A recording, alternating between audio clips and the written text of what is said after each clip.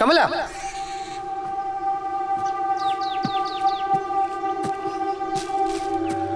കമല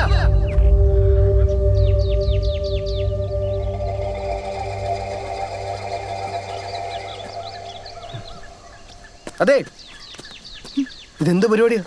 പേടിപ്പിച്ചു കളഞ്ഞല്ലോ. എന്തിനാ? കാർഡിനെന്തിനാ പേടിക്കുന്നത്? ഇവിടെ മൊബൈലിന് റേഞ്ച് ഉണ്ടോ? BSNL ഹിന്ദുസ്ഥാൻ ബോൾ രഹാ ഹൈ. എന്തത്? Making memories. പരിചയമില്ലാത്ത വഴിയിലൂടെ വണ്ടി ഓടിച്ച് പരിചയമില്ലാത്ത കാട്ടിലൂടെ നടന്ന് നമ്മളിവിടെ എത്തിയില്ലേ? നോക്കി, അതിൻ്റെ ഓർമ്മയ്ക്ക് ഈ സ്ഥലം ഒന്ന് മാർക്ക് ചെയ്ത് വെച്ചതാ.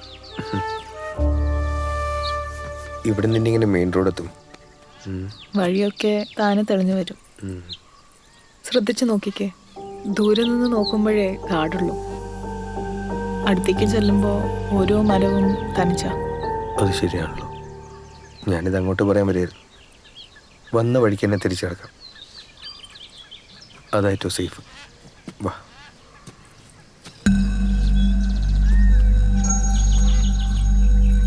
மூப்பு ஓபி போயிருக்காரு. வந்ததான் என்ன ஒன்று சொல்ல முடியும் சார். இப்படி சொன்னா எப்படி? எங்க டைமுக்கு மதிப்பு இல்லையா? மூப்பர் இப்போ வருவார். அது வரைக்கும் சார் ஒரு வீடியோ வாங்க. வீடியோ அண்ணாங்கட்டி. எல்லாரும் நல்லா கேட்டுக்க. இவங்ககிட்ட நீங்க பணம் வாங்கினது உண்மைனா உங்க இடத்த காலி பண்ணிட்டு போறதா நியாயம். முடியாது.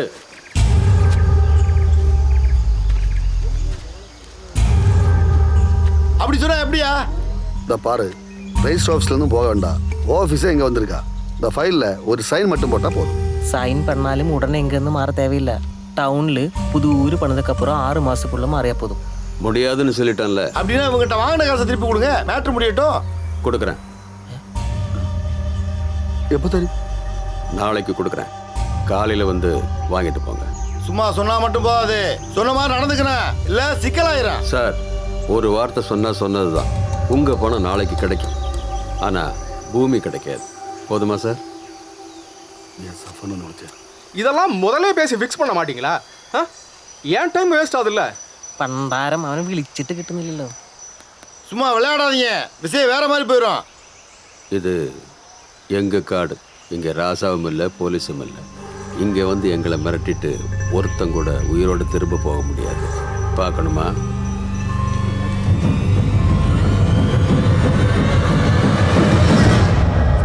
അത് നിങ്ങൾ തകർത്തല്ലോ.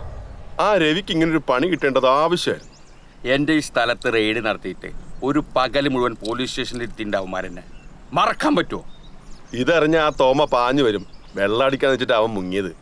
വേണ്ട, ഉള്ളവർ മതി. അത്രയുള്ളൂ മനുഷ്യന്മാര്. ആ സഫറിനെ ഈ രവിക്ക് പരിചയപ്പെടുത്തി കൊടുത്തത് ഈ ഞാനാ. എന്നിട്ട് ഇങ്ങനത്തെ ഒരു കച്ചവടം വന്നപ്പോൾ എന്നോടൊരു വാക്ക് പറയാതെ അവൻ അവന്മാരോടൊപ്പം കൂടി. അവൻ അല്ലെങ്കിൽ ഒരു നെറിയില്ലാത്തവനാ. തന്തയും തള്ളയില്ലാതെ വളർന്നതല്ലേ. അതിന്റെ ഗുണം കാണിക്കാതിരിക്കൂ.